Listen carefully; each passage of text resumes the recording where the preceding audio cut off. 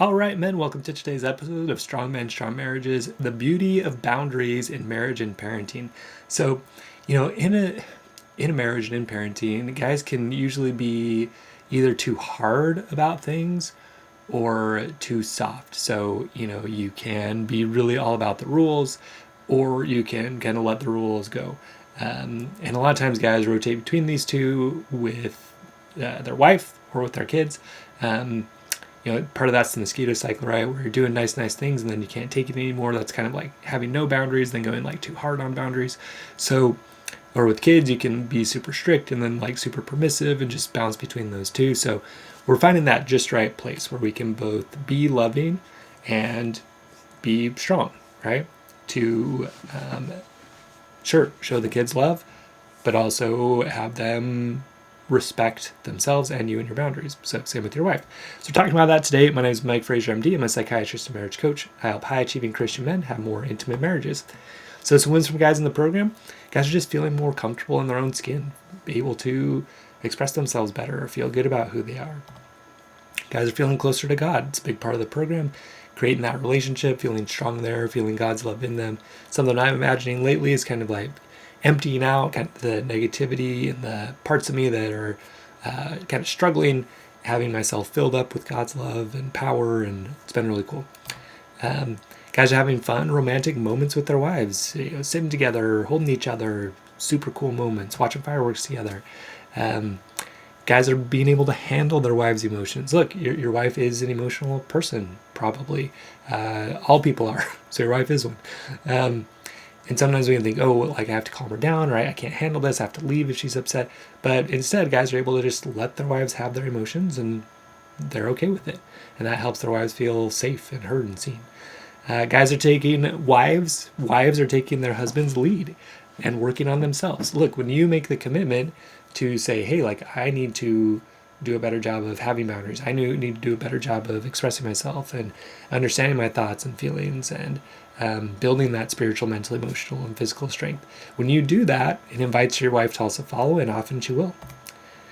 For me, I set an important boundary this week, kind of found that middle ground, and it went really well. So I'm going to share about that today. So I want to talk about the three bears, Goldilocks and the three bears. If you don't know this story, so there's this girl. She goes into a house where three bears live. So there's a mama bear, a dada bear, and the baby bear. And so she goes into this house and she tries their porridge first. So she eats one, too hot. Next one's too cold. Next one just right. Then she goes to the beds. One's too hard, one's too soft, one's just right. She falls asleep in that bed. The bears come back. But the idea is like sometimes things are too one way, and sometimes they're too far the other way, and sometimes they're just right. So in a marriage and in parenting, a lot of times guys will either go too hard or too soft, right? And they'll alternate between those two, and they'll miss that just right middle. Probably because we didn't see it modeled a lot growing up. And so it's hard to kind of see or imagine what that might look like. So an example is my son with his girlfriend, right? So initially I would be on the too hard side. So I would want to limit literally everything they could do physically together, have certain rules of what they could and could not do, demand that they follow them. That's a little bit too hard, a little bit too controlling. So, and why was I doing that? Well, to protect him to some extent, but also a lot of it was about my own comfort. I don't feel comfortable with them doing that. I'm worried it's going to turn into something else. So more about me than about him. And usually too hard is coming from that. It's something that you kind of can't handle someone doing something different than you, and so you try to control what they're doing. And that's not really emotional maturity or strength. That's actually immaturity and not having strength, not having the ability to manage, to like handle people doing things that are different than you. That's not very emotionally strong. Imagine if God was like that or Jesus was like that. They're not, or else everybody would be dead. They'd kill everybody for not doing what they thought, what God and Jesus thought was best, right? So, yeah, it's not strength to not be able to handle when someone does something that you don't agree with, okay? It's just you trying to manage other people so you don't feel uncomfortable. All right, so then what often happens, this happened to me, was moved over to too soft. Okay, so started letting him do some things that I actually did not feel comfortable with him doing with his girlfriend. Now, not feel uncomfortable like, oh, I don't really like this, but just like, no, that's too much, that's too far, like that's not right. Okay, so there's a difference, right? And this takes emotional intelligence to be able to tell, okay, is this just me trying to control the people around me so I don't feel uncomfortable, or is this more the, yeah, like this is for his protection and my protection, that just feels not right. And so from like and I think it's more of a spiritual or moral sense, that's not right from that sense, versus like that's not right because I don't like it. That's the difference. So this I don't not comfortable with this because I don't think it's right. Okay. So, but I didn't say anything. Why? Right? Because I didn't want to create more friction in the relationship with him, which was already kind of strained. I didn't want to create more friction in my relationship with my wife, which, when it comes to parenting him in particular, it has caused some stress for us.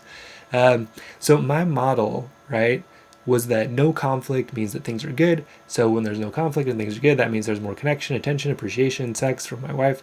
And maybe my son, right, maybe he'll be nicer to me too if I'm not actually saying anything to him about what he's doing.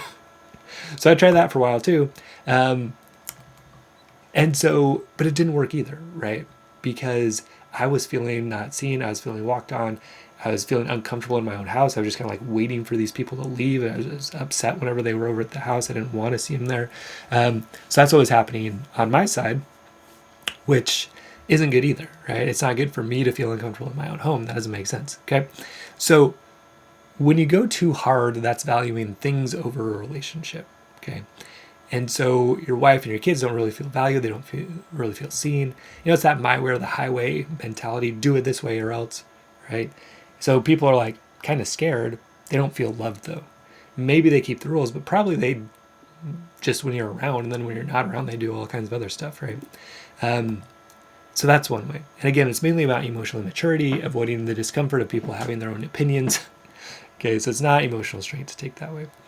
And then too soft is valuing quote unquote relationships or peace over things, right? But it leads to me feeling uncomfortable, a person not setting boundaries feeling uncomfortable, feeling walked on, resentful, weak, not wanting to be around, okay? And the funny thing is too, it actually does not create a good relationship because your wife and kids actually do not feel safe with you if you're too soft. Okay, they don't respect you. They don't feel like you're going to take care of them if you can't stand up for yourself and have a conflict with them that needs to be had. Okay. When you can do that, you get respect and people feel safe, and actually your relationship goes a lot better. Okay, when you will do that, when you will set some boundaries. So we're kind of talking about it, but there is that just right middle, and that is setting the appropriate boundaries. So in a marriage, what that looks like is a boundary is just what you will or will not do. It's you, okay? It's not saying, wife, you can't do this or you have to do that. Okay, a lot of people think that's boundaries. It's not, because you still don't have control over it. So I'll give you an example. You could say to your wife, hey, look, I don't want you to have an affair. Pretty common thing for guys to want from their wife. So a lot of guys will think, well, a boundary means I'm going to tell my wife, you can't have an affair. Don't you dare have an affair. Okay, you can say that, right? But she could still go have an affair. You can't stop her unless you like lock her in your house, which you would go to jail for that. But what a boundary actually is what you will do. So look, a boundary looks like, hey, you can have an affair, or if you have an affair, I'm going to leave. Okay, I'll divorce you if you have an affair. That's what a boundary looks like. Some people call that manipulation. Oh, you're manipulating me. No, you're just saying what you will do if something happens. Okay, and if the person doesn't want that, then okay. Now, it's different if you're like threatening them, like if you do that, I'll, beat you up or something. That is coercion, right? But if you're saying, hey, like I can't be in a relationship where people are treating me this way, some people call that manipulation, but that's really just you setting the appropriate boundary. And if someone calls that manipulation, that's a clue that, maybe this relationship needs some work, or in certain situations, maybe that relationship needs to end. Or with your kids, it's mainly just teaching them, actually that's not manipulation, that's just a rule. Or another example of a boundary in a marriage would be, hey, if you yell at me, I'm going to leave the room. Great. Versus you can't yell at me, don't you dare yell at me, right? Which is just doesn't go anywhere because you don't have control over that. You have control over what you do. Okay, so that's what a boundary looks like. And again, it actually helps your wife feel safe when she knows, okay, like I can't just walk all over this guy. Also, he's not going to scream at me and not care about me. Okay, he's going to find that just right middle. Okay, that's what women are looking for. That's what we're looking for in ourselves. That's what our kids are looking for. Okay.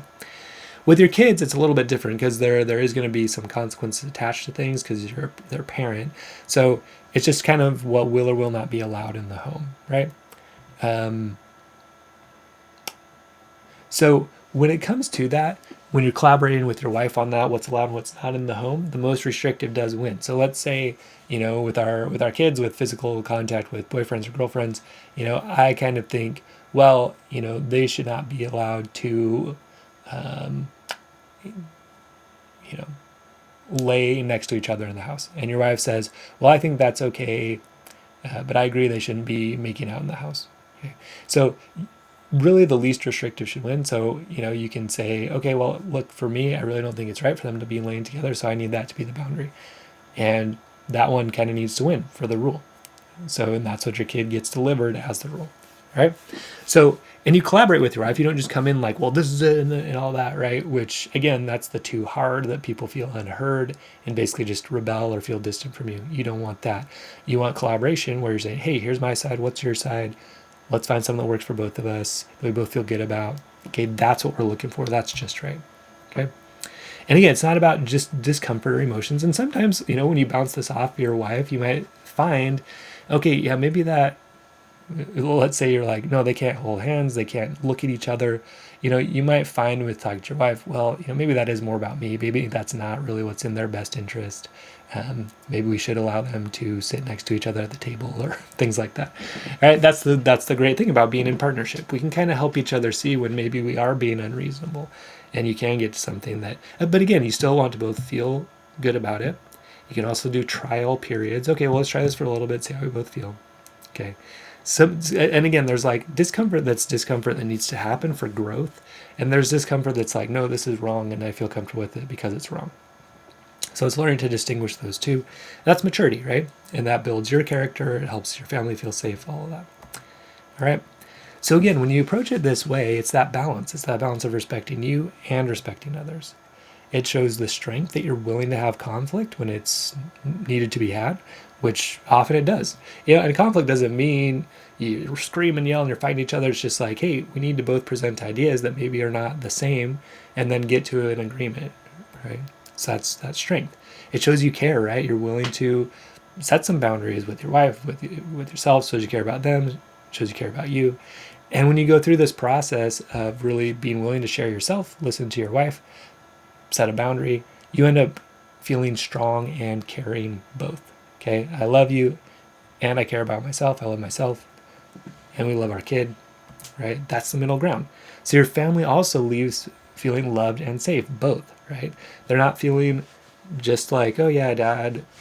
The funny thing is too, like we think being really permissive makes people feel loved, but actually it doesn't. It just makes them feel like unsafe and like this person isn't really available, or I don't know, I can't really trust this person because they're not really being honest.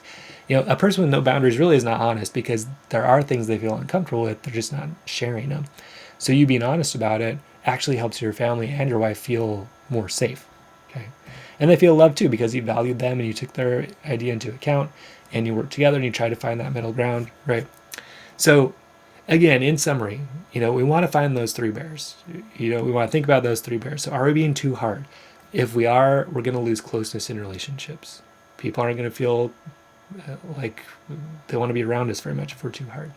If we're too soft, sure, maybe people say, oh yeah, my dad's nice, or you're so nice, Dad, but they lose respect for yourself. They lose respect for you, and also you lose respect for yourself because you're getting run over all the time. Okay, and people don't feel safe with that.